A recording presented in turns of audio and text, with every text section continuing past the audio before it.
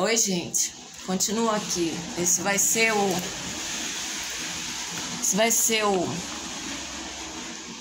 15.5. 4, 5, 15.6, gente.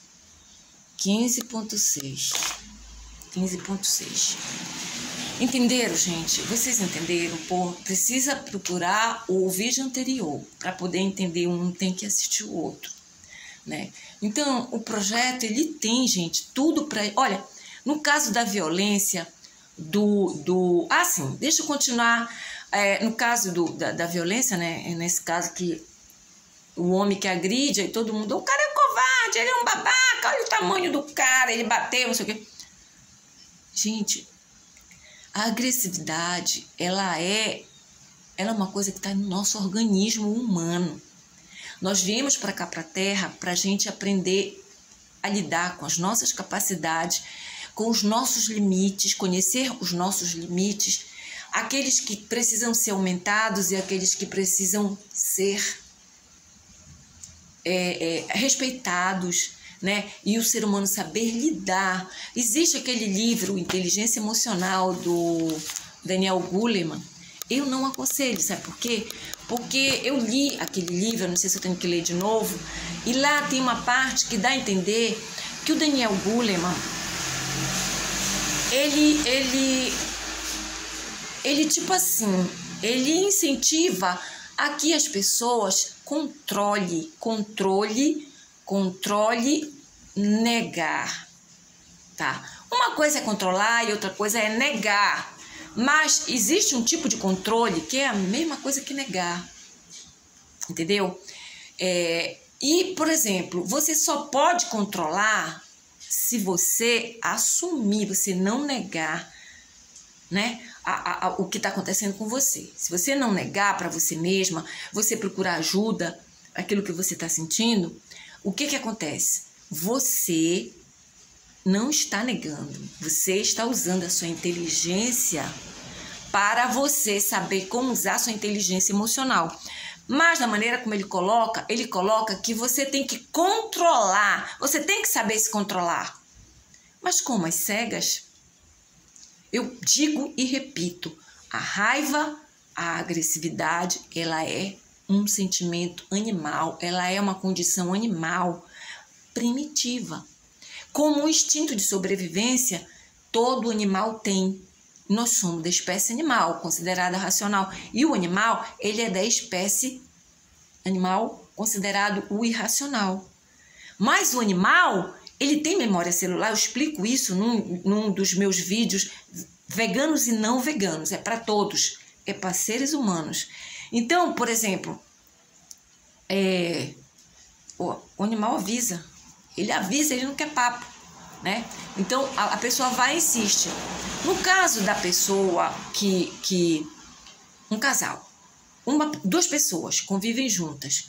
Então, primeiro ato de agressividade física, por exemplo, ou mesmo verbal, ela já está colocando a situação para ambas as pessoas. Mas o que acontece? Os seres humanos não vêm desenvolvendo capacidades necessárias para se tornarem seres humanos saudáveis, competentes, sabendo usar a sua máquina perfeita. Isso meu projeto explica. A partir do momento em que nós fizermos o que precisa ser feito para a gente mudar o estado que está de violência a nossa sociedade, a gente pode virar um país exemplo de paz. E para os outros países nós temos um exemplo. Porque eu não estou brincando, gente. Eu não estou falando aqui de brincadeira. Eu estou falando uma coisa muito séria.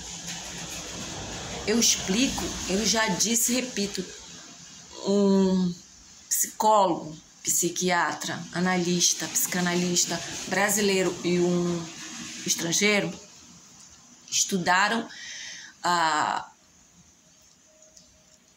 síndrome do narcisismo e o outro, o narcisismo, com o que é o narcisismo, né?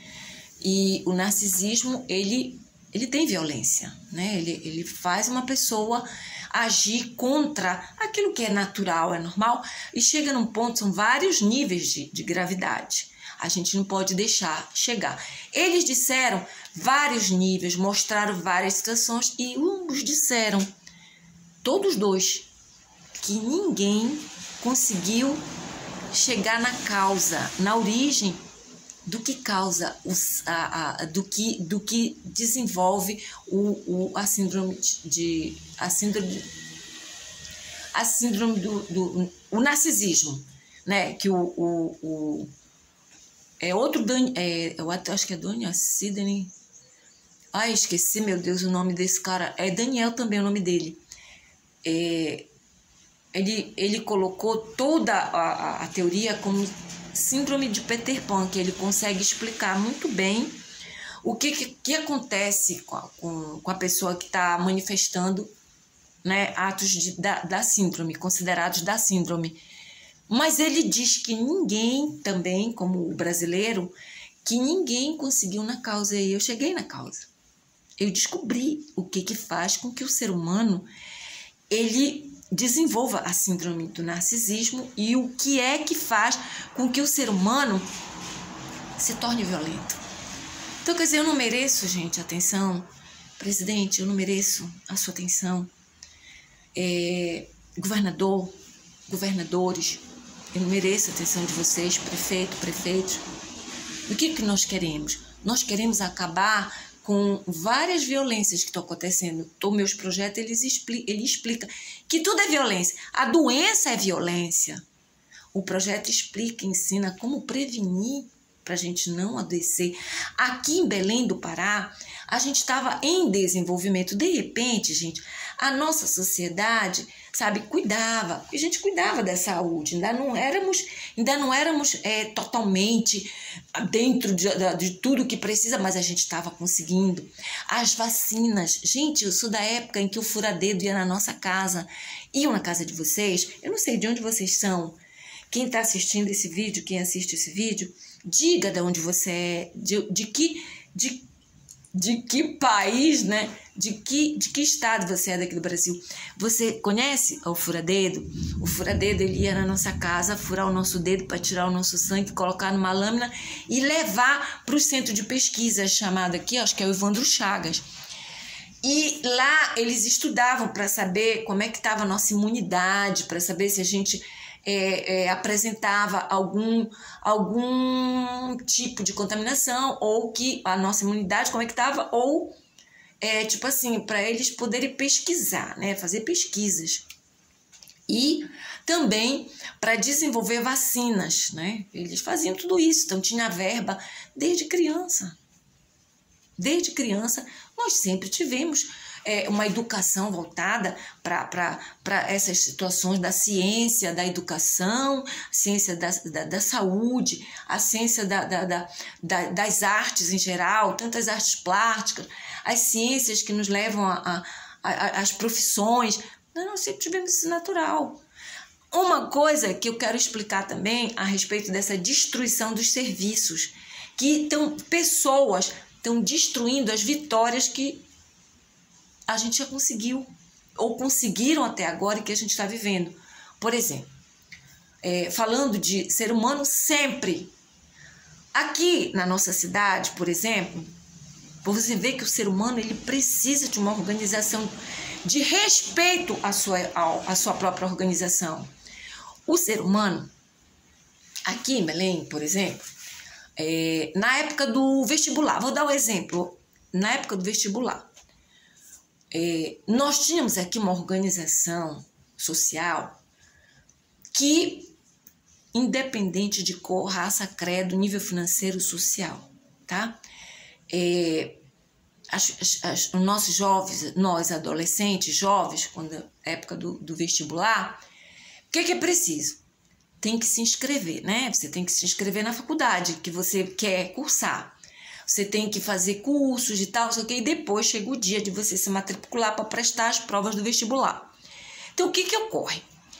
A nossa organização, ela colocava os alunos, as pessoas que queriam se inscrever, íamos todos por exemplo, abriam espaços. Eu queria fazer a Universidade Federal, então eu ia lá me inscrever na Universidade Federal do Pará. A outra queria fazer UNAMA, outra queria fazer FICOM, eu fiz FICOM também. Então, você vai e se inscreve. Quando você fazia a sua inscrição, você era orientado, depois você tinha que voltar para buscar, para saber aonde você ia fazer prova. Todas as pessoas que iam fazer prova, gente, eram tudo organizado, eram colocadas perto das suas residências, dos seus bairros, das suas residências, dos seus bairros. Não era exatamente da sua residência, era dos seus bairros.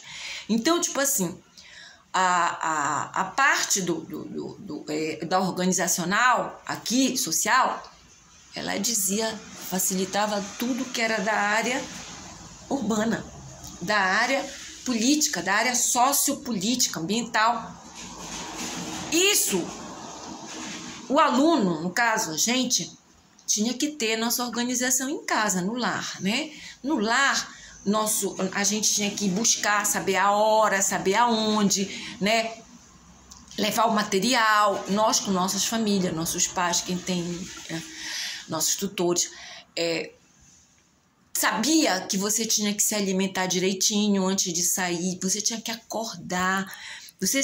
Isso tudo, gente, isso tudo gerava, né? Gera no ser humano, essa organização toda, esse respeito a cada parte dessa situação.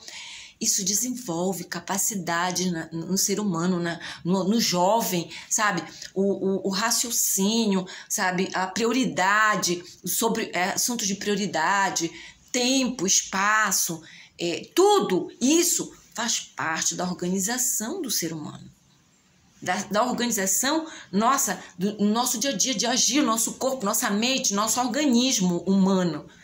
Então, em casa, a gente sabia que a hora que tinha que acordar, que a gente tinha que calcular o tempo que a gente ia tomar banho, quem toma, escovar o dente, quem escova, comer direitinho, quem come, coitado, quanta gente não sai sem comer, né, gente? Então, isso, para poder chegar no local da prova, então você sabe onde é o local da prova, você já sabe qual é o ônibus que pega, quem pode ir a pé, vai a pé, o pai vai levar, a mãe vai levar, alguém vai levar, para você chegar no horário calmo, entrar e fazer sua prova. Correto, gente, correto. Que coisa mais simples e natural. Verdade? Gente, simplesmente aqui fizeram um inferno na nossa sociedade, sabe? Misturaram tudo, sabe? Começaram a colocar as pessoas em locais distantes, jogaram isso aqui, daquilo. O que foi que fez isso? Eu não sei. Com certeza, alguém que entrou na política e cagou com a organização. Por quê? Não sabe, não conhece a realidade sociopolítica, econômica, ambiental, cultural do espaço, do lugar. Isso é completamente errado. Isso gera, inclusive, gente, eu vou explicar, isso gera o que um ser humano começa a ficar, sabe, desviado do seu desenvolvimento natural, normal. E quando ele é desviado e ele não tem atenção para saber onde foi que aconteceu o desvio, porque a área, no Brasil todo, a área de psicologia tá, olha, muito mal, obrigado, gente. Muito mal, obrigado. Esse é um assunto, gente, que é para ser tratado também separado, sabe? Vão querer me chamar de não sei o quê. E quem tu és? Tu tem um doutorado, tem não sei o quê? Eu digo, não, eu sou autodidata. Mas tem profissionais que eu admiro. E esses profissionais, nenhum de vocês pode dizer que não é fantástico. Se chamarem eles para me avaliar, tenho certeza que eles vão entender o que eu estou falando. Eles vão poder me avaliar justamente. Entendeu? Então, isso gerou na nossa juventude aqui, nas pessoas, até nas famílias, nos pais e mães, gerou problema, só gerou problema, gente. Porque o ser humano, ele é totalmente organizável. Então, se eu sou organizável, por que eu vou cultivar desorganização? Ah, porque não tem que criar mecanismo para se não tornar mecânico, robô. Não, existe sim como fazer mudanças. Agora, mudanças inteligentes, mudanças funcionais, mudanças benéficas, mudanças que vão evoluir o saudável, o melhor, ou que não vai interferir no saudável, que não vai impedir o saudável de continuar se desenvolvendo. E é isso que precisa ser feito. Ninguém está falando aqui que nós somos resistentes a mudanças, como fizeram com os conservadores, né? Conservadorismo, sei lá o quê. Eu não vou usar termos técnicos de história e de estudos passados. A gente tem que atualizar, sabe o quê? Aquilo que precisa ser tirado do nosso entendimento, da nossa sociedade, e aquilo que precisa ser mantido, a gente tem que saber para poder manter. Entendeu? Então, essa história de explicar as coisas pela metade ou não explicar, isso vem gerando há muito tempo, sabe? A atrofiação dos cérebros de inteligências vem bloqueando as capacidades do ser humano ao invés de desenvolver. A falta de valores e princípios morais está fazendo com aqueles que conseguem desenvolver capacidade como a inteligência, de usar a inteligência para o mal, né? Aqueles que desenvolvem, mas não desenvolvem valores e princípios morais. Quer dizer, isso tudo é um conjunto, não dá para separar, entende? Não dá para separar. Então, outra coisa que não dá para aceitar. Aqui em Belém do Pará, nós sempre tivemos o comércio daqui de Belém, já falei isso no outro vídeo, não vou repetir. Nós tivemos um comércio aqui, os nossos empresários sempre foram muito respeitosos com o consumidor, né? E aqui nós tínhamos até o grupo de diretores lojistas que eles tomavam conta do crédito, era da promotoria do consumidor, inclusive, para vocês verem. Consumidor aqui respeitado. Sabe aquele tipo de empresário que sabe que quem dá dinheiro para sua empresa é o consumidor. Eu não estou falando do consumista, não. E eu não estou falando do pilantra, porque consumidor é consumidor responsável. E empresário que fornece, que está no comércio, comerciante responsável, o comerciante responsável. É essa relação que a gente precisa manter. Aqui na minha cidade, isso foi destruído quase que em todo lugar. Sabe, ao ponto de quando você chegava numa loja, você era muito bem tratado, muito bem tal, e de repente, quando você começou a chegar numa loja, o vendedor te trata como se tivesse a obrigação lá de estar comprando, querer te empurrar, uma série de situações. Agora, a pior delas é você ser lesada no seu direito de consumidor, sabe? Você pegar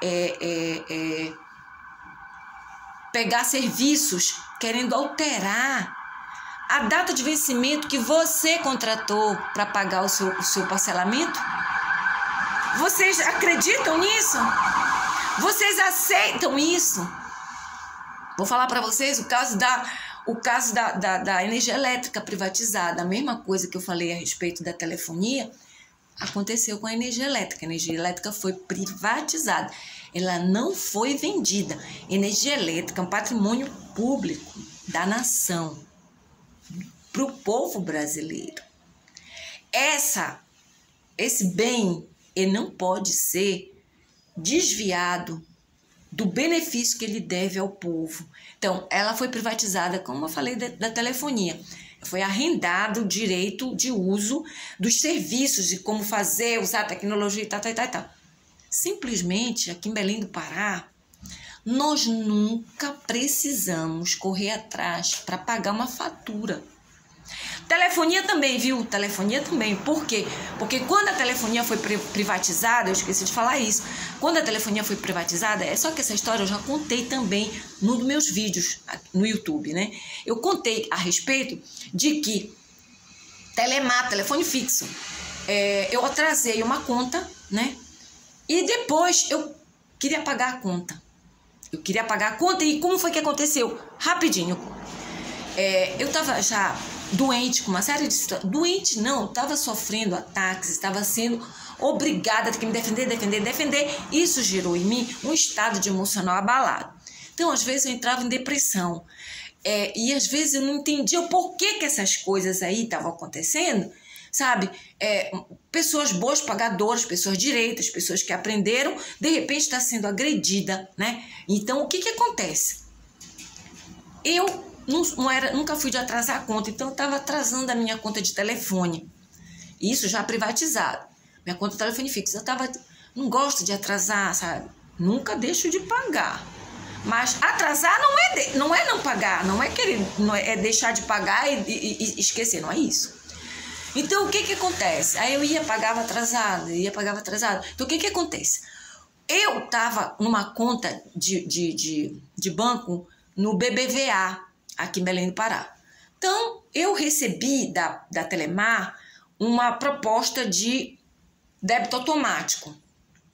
Eu não sei de quem era a proposta, eu sei que era para colocar, não era da Telemar, era uma proposta que era débito automático, e a Telemar autorizava o débito automático. Então eu fui no banco que eu tinha conta, falei com o seu Carlos, o gerente, seu Carlos, pode colocar? Pode sim, Denise, só que é o seguinte, eu vou ativar, mas esse mês ainda você vem aqui, pega a conta, paga a conta, pega o dinheiro e vai pagar a conta. No mês seguinte é que ela vai entrar no débito automático. Aí você não precisa, tá tudo bem. Só que com tanta coisa, tanto conflito, eu em depressão. No mês seguinte, nesse mês que ele falou, que eu tinha lá, que eu fui no início do mês. Quando chegou a conta, eu não fui pegar o dinheiro e pagar na loteria, como era o único lugar que tinha para pagar. Não se pagava nem no banco, não se pagava. Eu acho que não se pagava. Eu sei que tinha que pegar o dinheiro e tinha que ir na loteria pagar. Porque foi assim. Quando foi no mês seguinte, a conta já chegou, o extrato, chegou a conta, paga, não sei o quê. Aí veio uma observação. Até o seguinte momento, não foi registrado, não foi o pagamento da conta tarará, da conta número tarará. Eu ali, perturbada, não prestei atenção. Quando foi no outro mês, ou seja, no terceiro mês, veio a conta, paga, tudo no débito automático de novo e até eu digo, peraí, que isso? Liguei para a Telemar, olha, tem isso. É uma conta que a senhora tem atrasada. Eu digo, atrasada? Não podia, tipo assim, 2 meses, eu podia atrasar dias, mas meses não. Aí, eu peguei e disse que ia providenciar, né? Eu disse, meu Deus, o que é? Aí eu me lembrei que eu não tinha pago o mês que ele falou que eu tinha que ir lá e pegar a conta e pagar. Então, eu fui lá, liguei de novo para a Telemar e expliquei a situação. Eu disse, olha, aconteceu isso, deve tomar. Ela disse, então agora a senhora vai lá e paga. Aí eu fui na loteria esportiva, onde era que pagava as contas logo do início da privatização. Aí eu fui. Quando eu cheguei lá, a Caixa Econômica disse que não aceitava, porque a conta estava atrasada e eles não tinham para fazer o cálculo. Eles não tinham para fazer o cálculo, o serviço. Aí eu disse, e agora, como é que eu vou pagar? Eles também não sabiam. Peguei, liguei, voltei para a Telemar e disse, olha, tá acontecendo. A senhora procura aí. Gente, eu andei pra caramba. Eu fui em outro bairro, Telégrafo, disseram que tinha um negócio da Telemar lá, um escritório. Lá no secretário, cheguei lá e disseram que não era lá que pagava. E também não sabiam dizer onde era que pagava. Eu fui na nossa Telepará, que ficava... Que não mudou, não tinha mudado nada ainda de lugar, só tinha fechado, tudo estava fechado lá. E a parte de atendimento dia a dia. E atrás, onde funcionava todos os escritórios, eu fui lá. Vocês sabem de alguma coisa, onde é que paga a conta atrás? Não, ninguém sabia dizer. Botei para Telemar, eu digo, olha, é o seguinte, eu não disseram que onde é que eu pago? Ah, senhora, não, a senhora tem que ver aí. A senhora tem... Eu digo, minha querida, eu já fui em vários lugares aqui, até na nossa antiga, a nossa Telepara, e disseram que ninguém sabe onde é que eu devo pagar. Aí ela pegou e disse, só faltou dizer para eu me virar nesse momento. Aí eu disse para ela o seguinte, eu digo, olha, minha querida, é o seguinte, vamos fazer uma coisa. Você fala aí na sua administração. Ah, não posso falar, eu já disse, eles não disseram que a senhora tem que vir aí. Aí eu disse, não, minha querida, você vai fazer o seguinte, eu vou deixar o dinheiro, vou dizer pro banco, vou colocar o dinheiro, não sei se eu tinha tirado o dinheiro já, não me lembro. Eu vou falar com o banco e vocês me dão a resposta e vocês debitam essa conta, tá? Existem vários trâmites de banco, eu já trabalhei em 3 bancos. Eu trabalhei funcionária. Então, você pode fazer transferência, você pode fazer determinadas situações de pagamento, essas coisas. Então, eu autorizo o banco, deixo o dinheiro lá, falo com o gerente, e vocês debitam. Ela disse que não podia, ela não foi nem falar com o administrador, ela disse que não podia. Eu digo, pode, minha querida, inclusive vocês não vão pagar ônus nenhum. Você debita, você diz o valor com juros e tudo, então você debita esse valor da conta, né? O banco eu vou autorizar sem que vocês paguem ônus nenhum. E na outra conta, vocês mandam os juros. Vocês não mandam? Até o seguinte momento não foi pago. Vocês mandam os juros na conta seguinte. Disseram que não podia. E ficou nessa bandalheira aí, gente, sabe? Eu quero a minha conta e nada. E olha, nem me atendiam mais. Sabe o que eu fiz? Eu digo, pô, quando vocês me disserem onde eu vou pagar, né? Aí tudo bem, eu pago. Mas o que acontece? Veio a telefonia celular e eu tinha Amazônia celular, então eu tinha meus filhos para comprar crédito, essas coisas, a escola, um monte de coisa para meus filhos na rua. O que eu fiz? Eu fui passar a Amazônia celular para pós-pago. Para quê? Para que meus filhos não ficassem sem créditos e não tivessem dinheiro na hora e não tivesse como ligar para mim, né? E eu fui passar o nosso plano da Amazônia celular para pós-pago. Quando eu fui passar, o cara falou pra mim que eu não podia, porque meu nome estava restrito na SPC, essas coisas todas aí. E eu disse, como é que é? Ele disse, tá restrito. Eu disse, quem foi? Ele disse, não posso dizer. Pô, meu irmão, aqui em Belém do Pará não existe isso. Se você deve, você tem que saber pra quem você deve. Eu não sei pra quem eu devo, porque o meu nome tá restrito. Eu tenho que entender pra poder resolver. Não, é porque não pode. Eu digo, tá bom. Então eu fui lá no SPC, no Clube dos Diretores Lojistas, na Promotoria do Consumidor. Cheguei lá e disse, moça, é o seguinte, o meu nome, aí eu expliquei a situação. Você pode me dar um comprovante de quem me julgou? Quem foi que me colocou, né? Claro, foi lá dentro, me deu o documento, eu tenho documento. Fui lá no Serasa, fiz a mesma coisa. E fui no PROCON, Promotoria do Consumidor. Quando eu falei na Promotoria do Consumidor o que estava acontecendo, aí deixei na mão deles. Eles foram resolver com a empresa. Porque foi dito que foi a Telemar que tinha me jogado na justiça como inadimplente. Ela disse que eu devia a ela. Ela não deixou eu pagar, ela me impediu de pagar, porque não me disse onde eu tinha que pagar, né? Eu fiz tudo isso para depois ela me jogar no SPC. Aí eu peguei e fui lá no PROCON, coloquei ela no SPC. E o SPC daqui, o PROCON daqui, conhecia as pessoas todas. Tem cadastro das pessoas, conhece quem é quem. Eu sou uma pessoa que, como eu já expliquei em outros vídeos aí, eu sempre tive crédito, gente, eu sempre tive crédito desde criança nas lojas. Eu nunca assinava uma promissória. Nunca precisei assinar. Depois eu ia lá e pagava. Meus filhos também sempre tiveram. Nós sempre fomos pessoas corretas, direitas. Consciente, gente. Bora esquecer essa palavra de correta, lá. Consciente. Porque muitas vezes as pessoas erram, sabe, fazem errado, mas porque elas não sabem, elas não aprenderam.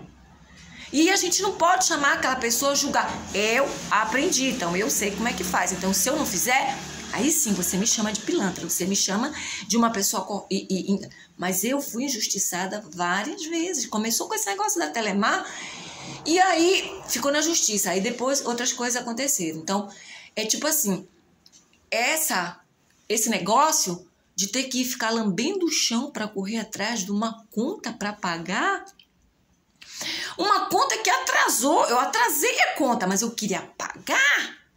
Quando você compra, você atrasa uma conta, você não pode ser impedida de pagar, você está pagando juros. Você atrasou, você não disse que você não ia pagar.